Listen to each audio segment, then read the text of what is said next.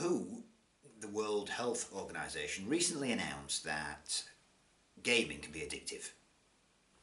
Now, I'm not too sure about that, because my interpretation of addiction is that the addicted person impacts other people.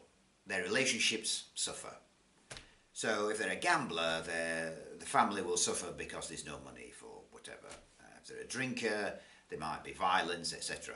Now with gaming, I don't really see how that impacts on other people or the gamers' relationships, assuming they have some. So I don't know where this definition of addiction comes from, but it does raise an interesting point, because there are so many people playing these games now that most of their time is absorbed in the game. That's why people are saying, oh, it's addictive. So it's really odd that you've got these people who are willing to become addicted, and you've got producers who are keen to make the game as addictive as possible. And with virtual reality, it'll get even more seductive. But the philosophical question that I'm interested in is, what if somebody wants to spend their entire life just playing video games?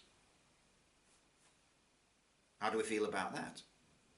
You know, instead of somebody previously thinking, I want to climb mountains, or I want to create a business empire, which were all laudable.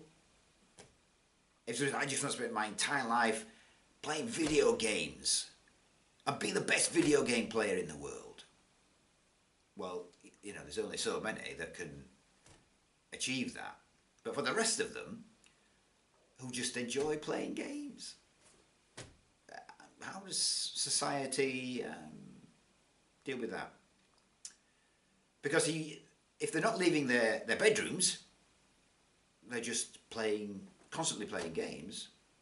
I mean, that isn't good for them for a start. They're not getting the exercise, or the sleep pattern might be disrupted. So there's an impact on their own health, granted. But overall, it seems perfectly harmless. And I think future generations, well, in fact, the next one, might have to decide, you know what, if somebody just wants to do that, that's okay. And if they start introducing basic income, it's like, well, they can do that now after they've finished their education.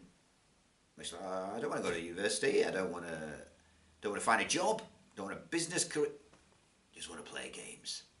And these games are so good now, I can spend the rest of my life doing it.